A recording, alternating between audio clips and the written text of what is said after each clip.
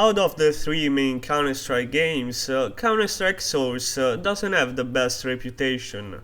Before the coming of Global Offensive, it was perceived as the go-to game for those who couldn't succeed in 1.6.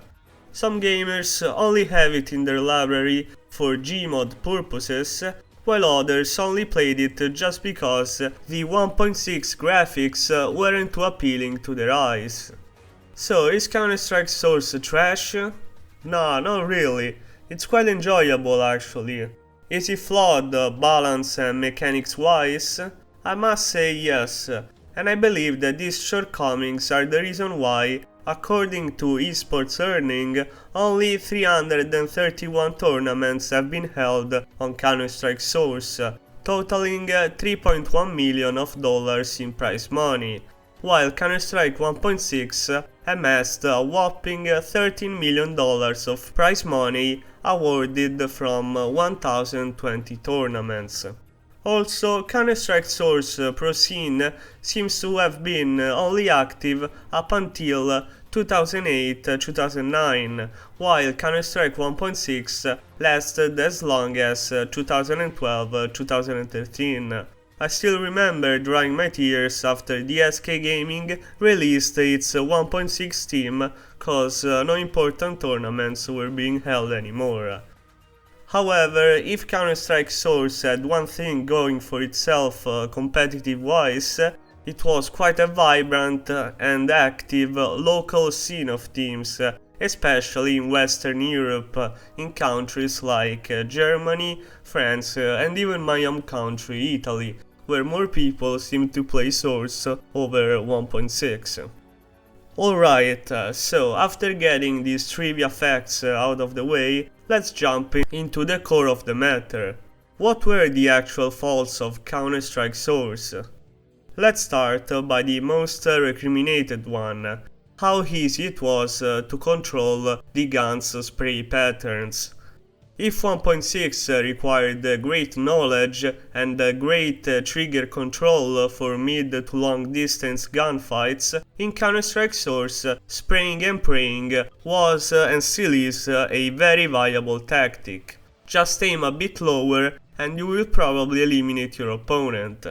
The recoil is so weak in Counter-Strike Source that even running and gunning, or jumping and gunning, is a viable strat at short to mid distances.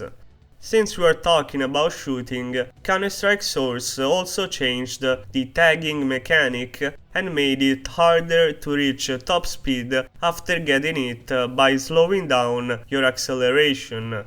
This meant that if you got hit once, your chances of retreating to cover before hitting 3 more AK shots were quite slim. If we also take into account Counter-Strike Source bigger models and more accurate weapons, dying or killing in Counter-Strike Source is quite easy. Since we are at it, the tagging mechanic was also added to grenades, and grenades being overpowered is the third reason why many competitive gamers didn't like the Source installment. On God guys, getting hit by a grenade slows you down a fair deal, and even worse, they hit like a truck, way more than in 1.6 or Global Offensive. In fact, the Source grenade's damage is a whopping 72 on armored opponents, against the 48 of 1.6 and 57 of Global Offensive. Also, throwing nades in Source is piss easy. They are not as slidey as 1.6 or bouncy as Global Offensive, and when hitting a surface, they only slightly bounce back, and dealing a lot of damage is generally easy. And they fly at quite a high speed too, as if every terrorist or CT used to compete in Olympionic hammer throws, making them very hard to dodge. Now, another OP weapon in Counter-Strike Source is, you guess it, the Deagle. At the cheap price of 650, this gun has more value than double cheeseburgers at McDonald's. It's your standard hand cannon with laser precise accuracy. and its insane accuracy even while running is what makes it broken. I might even argue that jumping doesn't affect the Deagle too much. Don't get me wrong, the Deagle is fun to use, but in a competitive setting the Deagle ruins eco rounds because it makes them feel like normal buy rounds. A guy holding a Deagle in Counter-Strike Source is just as threatening as a guy with an AK.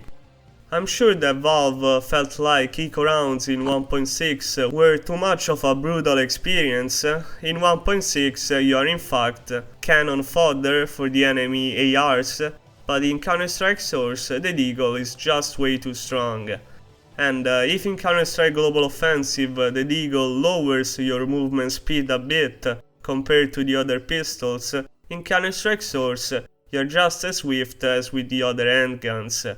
So if you're playing CSS and you're in doubt on what to buy, you can't go wrong by buying the Deagle. And hey, its model looks pretty good too. I think it's the best out of all the 3 models. One more fundamental issue with Counter-Strike Source are its infamous hitboxes. If you were around when Counter-Strike Source was at its peak, the talk around bad hitboxes was one hell of a hot argument. The modern equivalent of hitboxes is tick rates discussion in Global Offensive.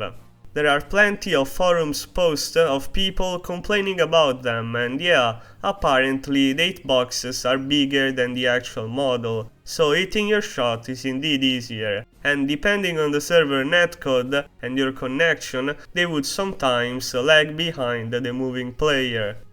To be honest, some people say this problem got fixed after a couple of years, some say they still persisted. In any case, the common knowledge among players was that Counter-Strike Source hitboxes were flawed and broken.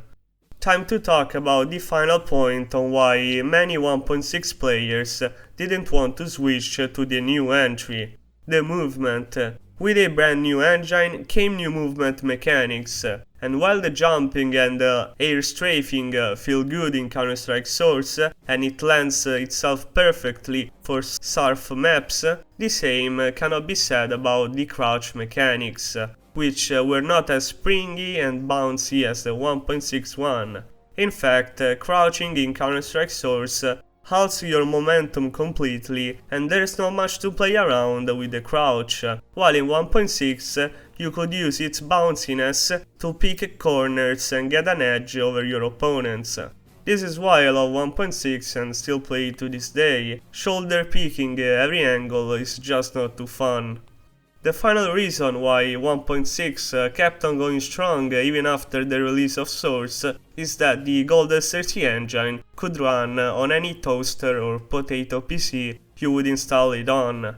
Counter-Strike was an extremely popular game in countries that weren't too rich, and some gamers just didn't have the economical means to buy a new PC to run Counter-Strike Source, and so they stuck with 1.6.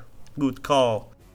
So yeah, boys, these are all the reasons I could think of from my past experience and from my research on the internet on why Counter-Strike Source was frowned upon by the Counter-Strike community and why it didn't really succeed as a competitive game.